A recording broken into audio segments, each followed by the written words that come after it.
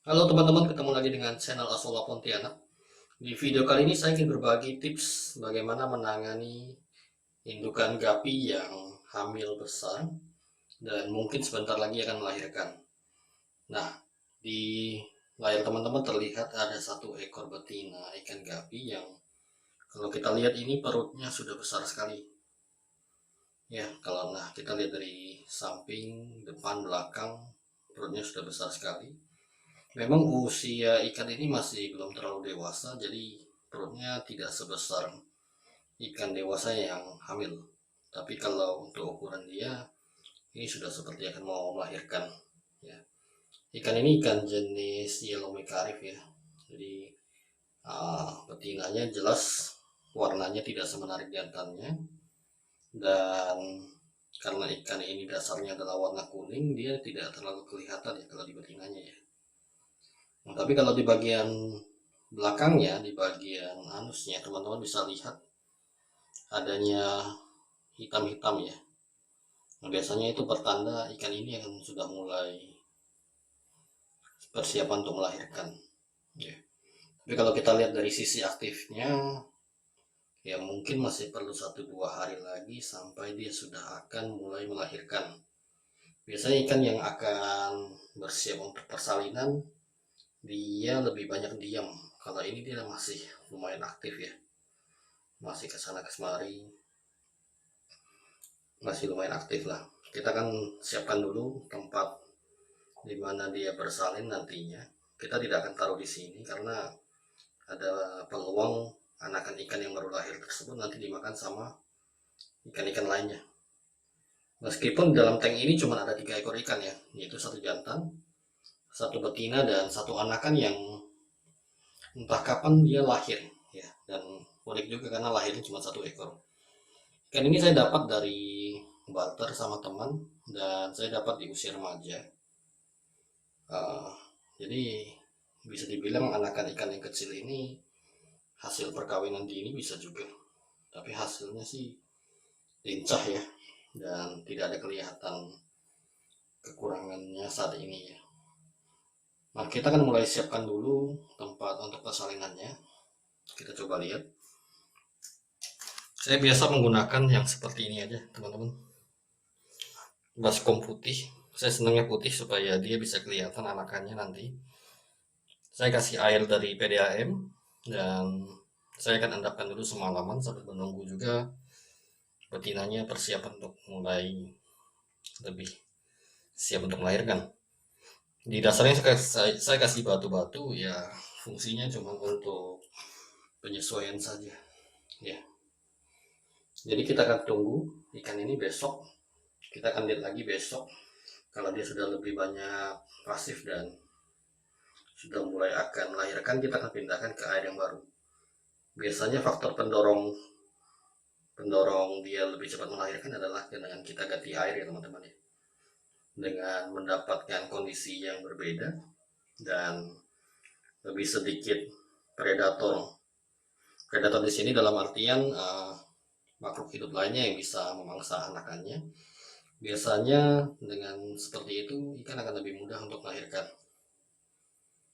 Oke, kita akan lihat keesokan harinya.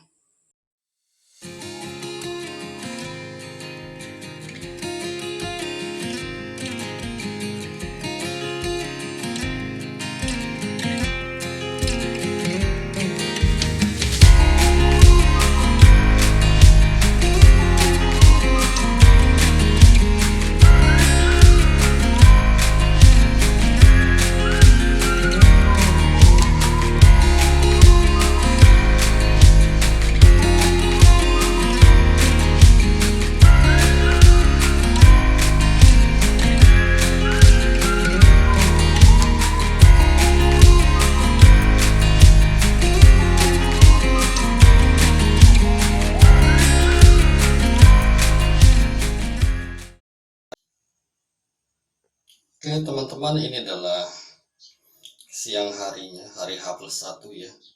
Ternyata sepulang kerja saya melihat lagi betinanya sudah kempes perutnya teman-teman. Kempes di sini dalam artian dia sudah melahirkan anak-anaknya ya. Jadi ternyata di luar prediksi. Tadi malam masih belum, kemudian tadi pagi pun kita lihat masih belum. Nah, siang ini ternyata dia sedang melahirkan. Kalau pengalaman saya biasanya indukan gapi itu melahirkan biasanya di malam hari ya. Kali ini dia berbeda, di siang-siang atau pagi dan dia melahirkan. Dan kebetulan tadi saya sudah langsung pindahkan anakannya ke tempat lain supaya tidak dimangsa oleh ikan-ikan lainnya. Saya masih belum hitung ada berapa banyak anakan yang kita dapatkan dan tidak tahu apakah sudah ada yang dimakan atau belum. Tapi tadi saya lihat di sini ada satu yang meninggal ya, mati. Saya belum pindahkan jasadnya, bangkainya.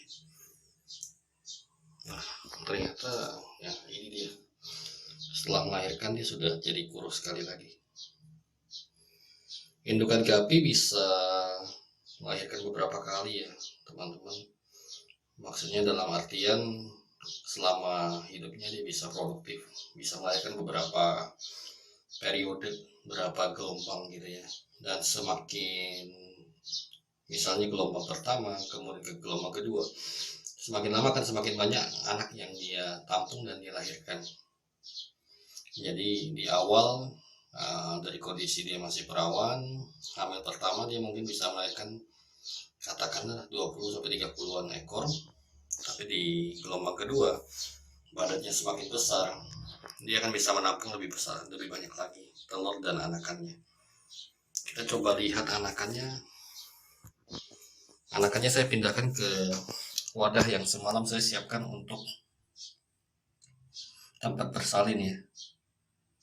Nah, ini saya belum hitung berapa anakannya, tapi belasan sampai 20-an sih mungkin ini ada.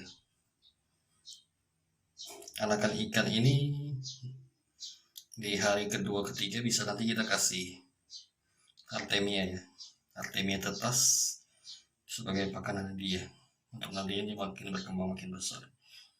Nah, sementara karena baru lahir saya pindahkan. Ada sih yang bilang lebih bagus kalau usah dipindah karena bayi atau burayak gapi ini masih rentan ya. Tapi menurut saya gapi ini kan dia anaknya lahir bisa dibilang seperti melahirkan. Jadi telur dari kecil berubah menjadi burayak ini kan di dalam perutnya. Ketika kondisi siap baru dikeluarkan dari perutnya. Jadi sebenarnya anakan gapi ini ya sudah daya tahannya sudah lebih siap dibandingkan dengan cupang ya, anakan cupang. Kalau anakan cupang itu kan telurnya dia menetas di kondisi di luar tubuh ikan. Jadi anakan cupang di hari H+1 sampai hari H+4 itu masih rentan.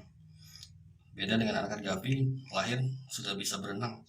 Bahkan kadang-kadang sudah bisa menghindari indukannya yang mencoba memaksa. Jadi refleksinya udah bagus. Maka dari itu saya coba pindahin. Biasanya sih saya pindahkan juga aman sih. Oke, sekian dulu video kali ini teman-teman. Bagi yang baru menjadi breeder pemula, teman-teman bisa tanya-tanya di kolom komentar, atau mungkin juga bisa memberikan teman-teman yang sudah berpengalaman bisa menyatakan bahwa misalnya cara yang saya pakai ini ternyata berbahaya atau tidak disarankan. Teman-teman ya silahkan berkomentar di kolom komentar. Like jika teman-teman suka video ini dan dislike jika teman-teman gak suka. Salam Asola Pontianak.